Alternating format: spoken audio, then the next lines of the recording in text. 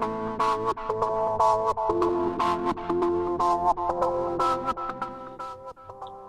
and welcome to the July-August edition of the TRBusiness Easing series and the confectionery conversation segment.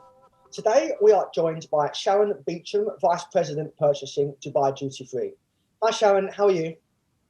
Hello Andrew, great. Thank you very much for asking. Nice to see you.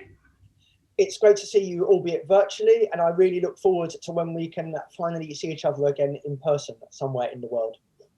Absolutely, I think we're all looking forward to that moment because it's very few and far between that it still happens at the moment. So yeah, it's something we're all looking forward to. Excellent.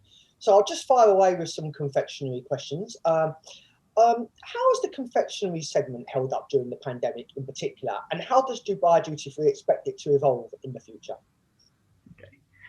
The confectionery category for us, Andrew, to be honest, was more driven by the nature of it and the pandemic happening than any type of evolution because of the situation. And in that regard, what I mean is that, you know, it being a very time-sensitive product, when you're suddenly told to close down and you lose all of your customers and you've got something that's only got a set period of time on it in which to sell, then it suddenly becomes a major issue. So we've been dealing for quite a few months, up to the end of 2019, we were still dealing with all of the problems around the expiries and the short dates and that type of thing.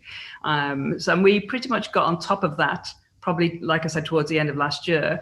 And then we entered into the problems of availability because what we discovered was that, because, you know, it being the whole world was affected by it and everybody had to close down or restrict what they could do, then trying to get factories, and this is now just the suppliers, I'm just going to try in a nutshell tell you what I was getting from the suppliers, trying to get factories open, people back to work. I suspect switching off a production line is not easy to switch it back on again in 5 minutes. So the whole evolution for them of the products that they could produce, when they could produce them, trying to get containers, prioritizing, because they also then had the domestic market that has just exploded in terms of demand. So trying to fit the travel retailing, it then turned into a logistical nightmare. So it's taken us probably until the middle of May to actually kind of get close to what we would call a fairly full portfolio. So I can't say from figures and facts and things that have sold that how the category therefore performed during the pandemic. So I can't really answer your question that the pandemic did one thing and another. I can only tell you that, you know, it's just been a very difficult situation in terms of trying to get a things on sale as well as things off sale when they're trying to expire. In terms of where do we expect it to evolve in the future, I think for sure Dubai Duty Free confectionery is always going to stay a key category for us due to the passengers that we've got. It's very much driven by two of our key passenger groups, which is the subcontinent and the Middle East. And while they remain nearly 50% of the passengers, then it's going to remain a key category. So it will evolve as they evolve in terms of their tastes and wants.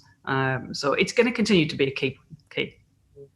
Yeah, as I say, I imagine if we were to expand this conversation and I was to ask you about some other product categories, I'm sure with some of the issues you described a couple of minutes ago, there'd be some parallels there as well, I guess. But anyway, moving on, just wanted to ask about buying habits. How have travellers' buying habits in terms of confectionery maybe evolved over the years, even before the pandemic, and how might they continue to evolve in the future? I mean, there might be some linkage to what you just said just now, but just the behaviour with confectionery. Yeah. So again, I mean, you know, for Dubai Duty Free over the years, the food category and the confectionery category being a big chunk of that, has, you know, when you've got a large passenger group who are one of their priority buys is food, then you have to cater to their needs almost before the ones that it's not a priority of. And if that demand is so big, then a lot of what you do concentrates on them. So the subcontinent and the Middle East being the biggest share of the food, then a lot of what we used to do in the past was very much focused on them. And that would have been a lot to do with, buying products that weren't available where they were going to, or not to the same extent. And therefore, because they're big gift buyers. So there'd be a lot of bulk buying of, Kit Kat outers, and, like 2 kilos of nuts and that type of thing. We don't see that as much now.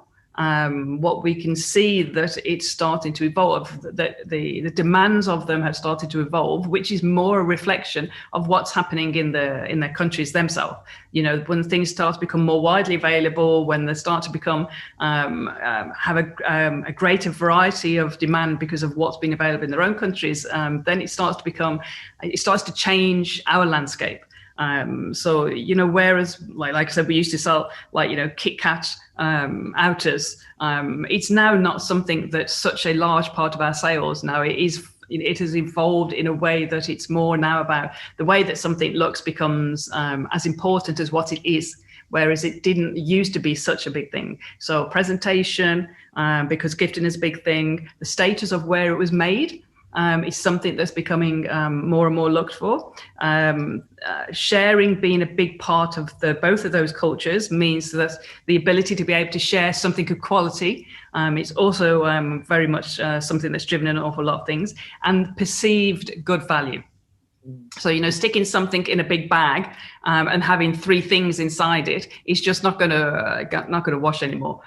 So the ability to be able to understand and perceive the value of what you've got, it being able to be appreciated when it gets to where it's going to, and all of that gifting thing around it is really something that's becoming more and more important, and is the demands of that gifting are very much different to what they were in the past. So that's kind of how things have evolved a lot. Gifting is such a huge part of what we sell that we have to pay a lot of attention to that passenger group and their cultures in terms of what gifting is for them.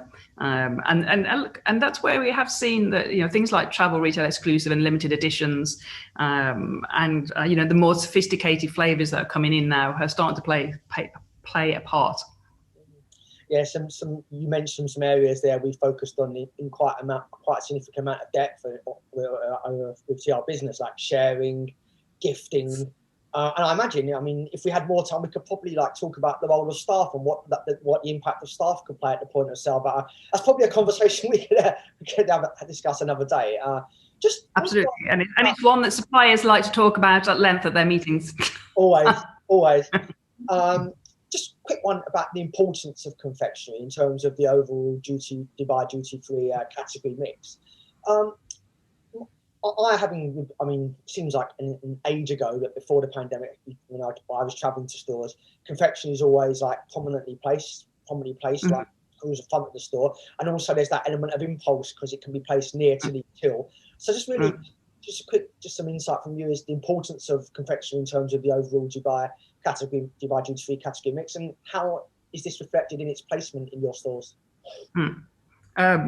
Because we've always obviously put confectionery with food, because we don't just sell confectionery, we sell food, and we have a lot of other food items that would fit into another category, but the two of them have to sit together. It would never make any sense to have confectionery in one shop and the other food products in another shop. So the nature of the demand of food kind of evolved our offer to become a little at the beginning to be more supermarket style, because of the whole toiletries thing. So the what we then named Food Plus shops became a massive part of the offer and what people were looking for.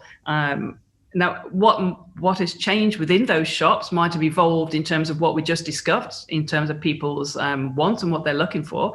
But the importance of those two groups have not changed. So it's still, the rate of sale is still more, if not higher. And therefore, it's going to remain a very strategic shop. And those two and food are going to remain very strategic and very key for Dubai duty free. So the prominence of them in terms of the shops is going to remain. Certainly in the next 3, 4, 5 years, I don't see that changing at all. If those two passenger groups that we talked about before, the subcontinent and the Middle East, remain 50% of the passengers, then it's going to remain still strategic and key for us. So that shop alone, with those kind of 3 categories in, would be about 12.5% of our sales. And that's a lot. Significant. It is. Yeah. Yeah. So it will always be paid attention to. It will always be, for us, when you think about new shops, most traditional duty frees would be liquor, cigarettes, perfumes and cosmetics first, and then everything else after. But the what we call the food plus shops will always be in the top 3 in terms of consideration. Right. And you highlighted during the course of this conversation already, you've highlighted several trends of what's happened in previous years and what could happen now. Is there any more you'd like to add in terms of, maybe once in terms of how the confectionery segment will bounce back, and some other trends we can expect to see, or do you feel that you've covered the main ones there? I think one of the things that we've noticed a lot over the years is that it takes about 1 to 2 years for what would be a domestic market or kind of overreaching trend to reach us, to be in demand than in travel retail. So we've seen and we've watched a lot of trends coming kind of down the track, if you like, that wasn't really coming to us in terms of demand, but the pandemic has most definitely kind of fast-tracked some of those. And that would be things like I'm going to call it the perceived healthier options. Not always the healthier options. I'd like to call them the perceived healthier options. Yes. So the perceived healthier options, the dark chocolate, let's call them exotic flavors, exotic or unusual flavors. Kit Kat, Nestle have made it a whole new industry with Kit Kat in terms of what they did in Japan. If you look at things like that, that's slowly starting to come into travel retail and some of the offers that come in. And things that are limited edition and one-offs. And there was obviously a whole kind of trend that was going on about personalization and one-to-one and talking to your customer. It's not easy to do that in travel retail, but we had started to do a few trials with a couple of the brands, and it actually turned out to be, really popular. But what it did highlight to us at the same time was how difficult it is to actually do it. So I think by the time, whenever that normalization occurs, that kind of period of time it takes for a new trend to hit us will probably be when things kind of normalize a bit. So that kind of like 1 year, 2 year thing, I think is almost like we've been closed for it a little bit and it's all kind of like jumped over the top of us and will be normalized, and that trend we'll have to open up with. So I'd really like to think that some of those things that are happening, the veganism, the sustainability, the global warming for companies and how they're reacting, and the personalization and the one-on-one service are all things that we'll be able to deliver on, because I think people will be looking for them. Yeah, agreed. And you mentioned there's a couple of topics which I think we'll end off with. Seeing as you mentioned the brands earlier when we touched on staff, I just thought I'd ask, how have you worked with the confectionery brands, maybe in particular, to help position them for the recovery during the pandemic? I mean, I guess I could ask you that in relation to any category, but I know you mentioned there's been some challenges along the way at the start of the interview. So just elaborate a little bit on that. Let's be honest, a lot of the conversations for the first 6 months would have been all about the situation that we were in and how to deal with it and how to mitigate in terms of, the problems that were looming and what we were going to do. So there was a lot of intense conversations with, a majority of them of how to kind of mitigate that. But we can see now again, and again, it's almost like from the beginning of 2021, really, almost from January, the discussions have restarted now in terms of, the new product development, and whereas we would have missed some of them last year. And again, because the pandemic seemed to have fast-tracked some, we seem to have jumped straight into new products that will actually showcase some of those things that have been evolving behind, whether it's like I said, the exotic flavors, the limited editions, the sustainability is something that they've all been talking about a lot. So it's going to be interesting to see how they're going to deliver that. We want to do it with them, and we want to see how it is that they can do it, because it's not easy. They're not easy topics to try and deliver on. But at the end of the day, we're there to just take what they can do, but they certainly have talked to us more, I think, for some of the more difficult topics, like the sustainability and the the environmentally friendly stuff, because those are difficult subjects to deliver. And they have, and it's strange really. I've had a few conversations with them where I remember, the last can that we were all at, there was a lot of conversations coming up about what they do as companies. The things that we do, the cocoa farms and the supporting the farmers, and I remember Gully and the seahorse, and and they'd all been doing it for ages, but they never talked about it. I said to them, why have you missed this opportunity to actually tell your customers what you do? And I think customers will start very soon to start asking, what does this company do, and therefore choosing whether to still continue to buy from them if they don't think that their ethical standpoint or their ethical chops are good enough to match their own. So I think there's definitely going to have to be a little bit of fast tracking, I think, with that, Andrew.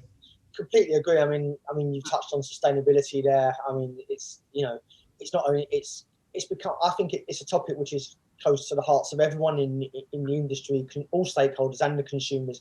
And I just want to echo what you just said. I think at the point of sale, it is going to become it's going to become a question and topic that is talked about, and it could be. I think it could be in the months, and it could end up being a difference maker in terms of the purchase. And we've even talked about sustainability being worked into duty-free contracts in the sustainability. So it's an important topic, and it's one, as you say, everyone feels strongly about. And I think it's one that will be driven by consumers. At the end of the day, when it comes to all of the other stuff, I mean, nobody sits in their living room thinking, I'd really like a chocolate with green tea in it. I mean, it's not like consumers have driven all of the other new product developments that have come. But I think consumers will drive that whole side of the business, and that CRS side of a company, I think will be driven by what consumers want. I think that's a really important note to end on. Thank you so much, Sharon, for some fascinating insights there. Really as I said earlier, look forward to seeing you in person. And please send my best wishes, and in fact, the best wishes of everyone at TRBusiness to all the wonderful Dubai duty-free team. Thank you very much. I will do. And thank you again.